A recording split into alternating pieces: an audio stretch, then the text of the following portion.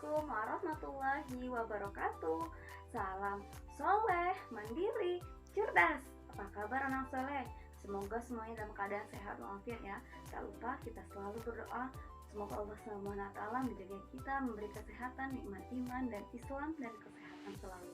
Baik anak soleh, untuk memulai pembelajaran kita hari ini, Bunda perkenalkan anak soleh berdoa terlebih dahulu ya. Berdoa dimulai. Berdoa selesai.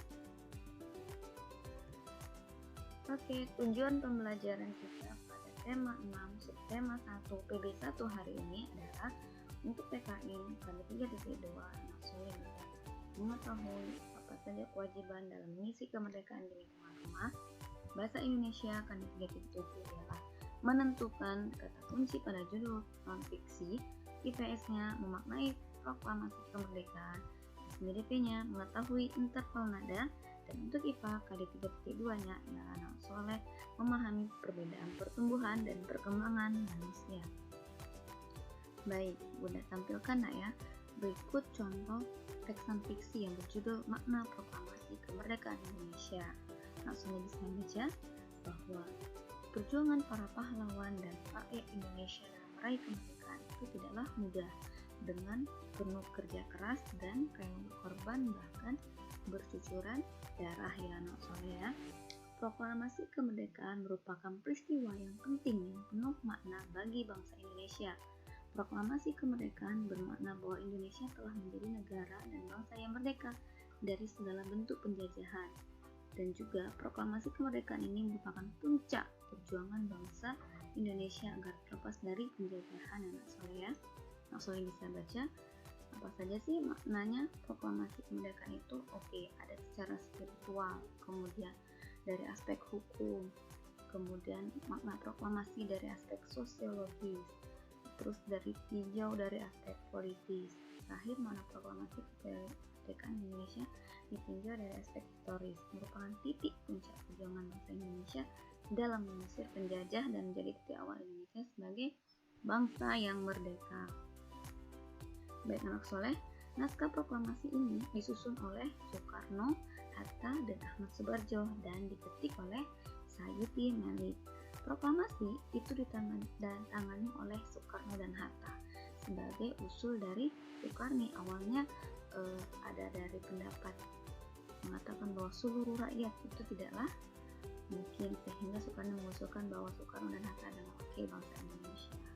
Nah, anak soleh sebagai tugas silakan anak soleh ditulis di buku tulisnya jawaban apa yang terjadi jika proklamasi kemerdekaan tidak dilaksanakan. Kemudian bagaimana cara anak soleh mengisi kemerdekaan sebagai aturannya siswa.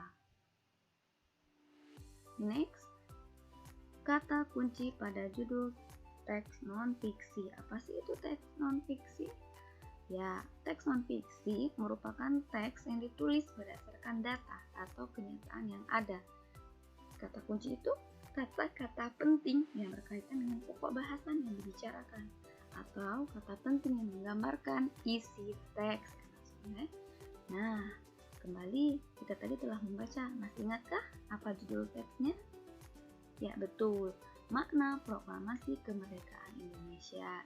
Jadi yang harus kita lakukan adalah kita tentukan dulu kata kunci judul teksnya apa saja.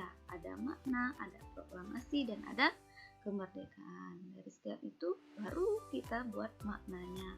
Kalau makna itu apa? Makna itu arti atau maksud dari pembicara, tujuan. Sedangkan proklamasi itu pemberitahuan resmi kepada seluruh rakyat.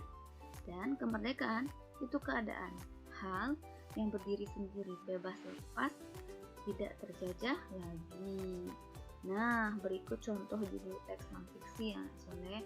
Ada lingkungan sekolah yang sehat, menjaga bahaya demam berdarah, kegiatan penghijauan di lingkungan rumah. Untuk menambah pemahaman pengetahuan anak soleh, silakan pilih salah satu judul teks non-fiksi di atas, tentukan kata kuncinya serta tulis makna dari setiap kata kunci di atas seperti contoh Bunda tadi ya. Oke, selanjutnya kewajiban mengisi kemerdekaan di lingkungan. Nah, ada gambar tuh, silahkan kira-kira apa? Betul, di lingkungan rumah bisa cara kita membersihkan selokan. Sebagai warga negara yang baik, kita mengisi kemerdekaan itu dengan menjaga kelestarian lingkungan ya nak soleh. Apa saja yang dilakukan? Membuang sampah di tempat sampah, mendaur ulang sampah, ikut serta kerja bakti, dan lain-lain. Next, pengertian interval nada. Apa sih itu tangga nada? Susunan nada-nada yang bertingkat-tingkat tingginya. Sedangkan interval nada, jarak antara nada yang satu dengan nada yang lainnya. Sebagai contoh interval nada pada tangga nada diatonis mayor yaitu 1, 1, setengah, 1, 1, 1, setengah. Nah, soalnya bisa lihat sendiri di bawah contoh tangga nadanya. Sebagai tugas, silakan tulis kembali di buku tulis. Kalau pada tangga nada C mayor, interval nada C ke nada F adalah apa? Nah, berikut contoh lagu yang menggunakan C diatonis mayor ya.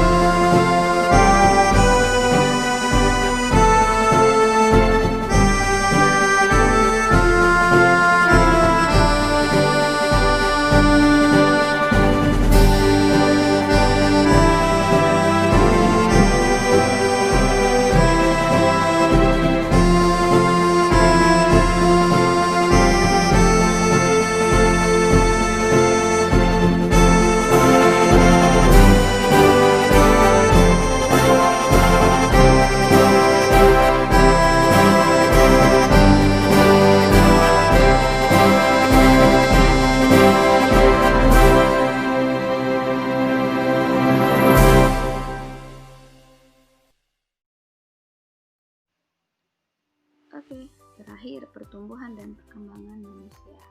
Apakah ada perbedaan pertumbuhan dan perkembangan? Tentu. Pertumbuhan itu proses bertambahnya ukuran dan jumlah sel dalam tubuh. Kalau perkembangan, proses pematangan atau pendewasaan organ-organ tubuh manusia. Nah, pertumbuhan itu bisa diamati dari ukuran tubuh manusia yang semakin besar dan tinggi. Kalau perkembangan, dari bertambah atau berubahnya fungsi organ tubuh manusia. Nah, proses pertumbuhan dan perkembangan ini pada manusia terjadi melalui beberapa tahap ya anak soleh. Yang pertama, bayi ini merupakan manusia yang baru lahir dan belum bisa melakukan apa-apa biasanya. ASI pun dari ibunya. Kemudian balita singkatan dari bayi 5 tahun. Biasanya anak mulai bisa bicara, berjalan, melompat ya. Namun masih didampingi orang tua untuk melakukan apapun. Sedangkan anak-anak ini sudah belajar mandiri dalam melakukan pekerjaan ringan. Nah, remaja ini masa peralihan dari anak-anak dan sudah masuk ke masa pubertas ya. Kalau dewasa ini sudah berpikir secara matang, melakukan apapun dengan penuh tanggung jawab dan berumah tangga. Terakhir lanjut usia atau lansia ya, dimana organ tubuh, kulit, nyama, keriput gitu, fungsi penglihatan, pendengaran sudah mulai menurun. Oke, Bunda minta anak soleh tuliskan perbedaan manusia pada saat bayi 1 tahun dan masa anak-anak menuju dewasa atau remaja dengan mengamati ciri-ciri fisiknya ya. Kerjakan di buku tulis. Mungkin itu saja yang bisa Bunda sampaikan pada pembelajaran tematik hari ini. Semoga anak soleh paham dan jelas. Kalau tidak ada yang kurang jelas, silahkan tanya ke Bunda, kita diskusi sama-sama. Untuk mengakhiri pembelajaran hari ini, mari bersama-sama kita mengucapkan alhamdulillahirabbil alamin. Akhiri, wassalamualaikum warahmatullahi wabarakatuh.